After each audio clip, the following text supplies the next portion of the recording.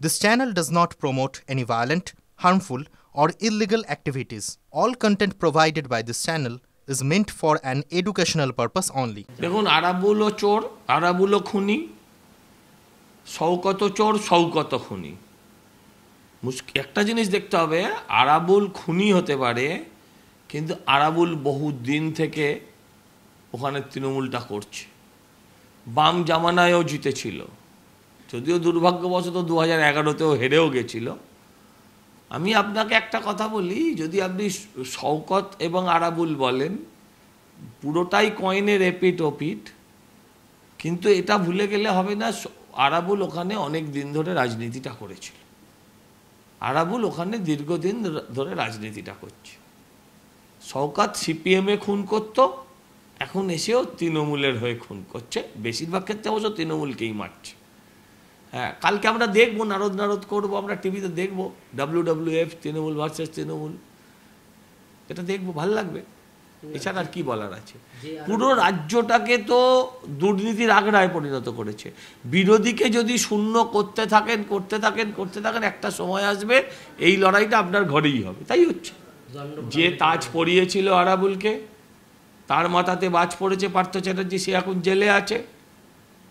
হ্যাঁ, আর এখন যে বেতাজ বাদশাহ হয়েছে, মানে ভাইপো, আরাবুল তার চোখে একদমই নয়, ভালো ছেলে নয়।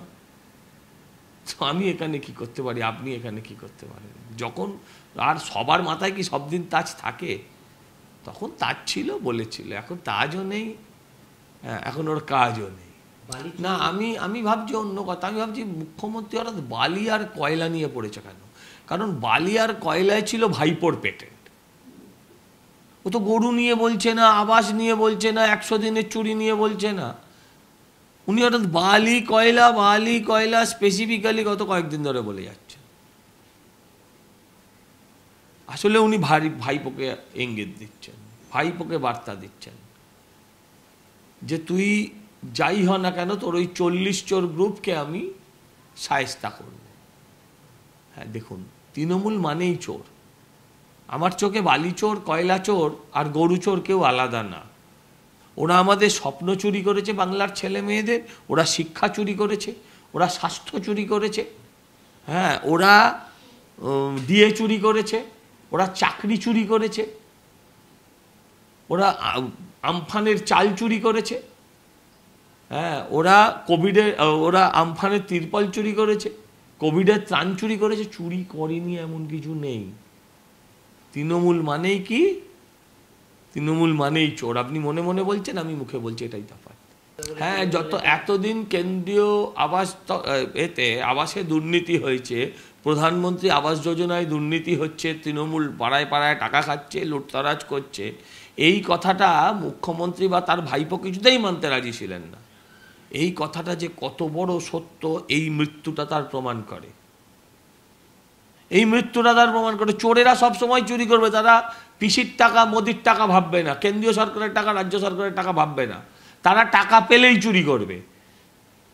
তাই কেন্দ্রীয় সরকারের যখন প্রধানমন্ত্রী আবাস যোজনা চলছিল তখনও চুরি করছিল, এখন মুখ্যমন্ত্রী ন্যাকামি করতে এলেন, এখনো চুরি হচ্ছে। আমার ধারণা এই চুরিটা মুখ্যমন্ত্রী নিজেই করাচ্ছেন, যাতে আলটিমেটলি উনি আবাস যোজনাটাকে আবার ক্যান্সেল করে দেন। বলে এত দুর্নীতি, তাই আর আমি আবাস যোজনা দিতে পারলাম। কিন্তু এর থেকে প্রমাণ হয় যে আগের আবাস যোজনাটা থেকেও তৃণমূল এতটাই চুরি করেছে। ওরা ওখানে বিএনপি, এখানে তৃণমূল, 100%। সেই জন্য তো জামাই আদর করে রেখে দিয়েছে।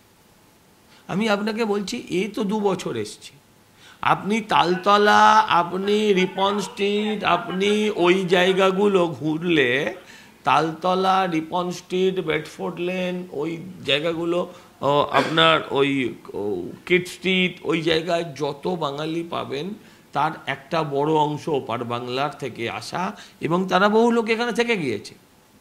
এটা সিপিএম আমল থেকেই ট্র্যাডিশন শুরু হয়েছে, ডেমোগ্রাফি পাল্টাও, ভোট বাড়াও।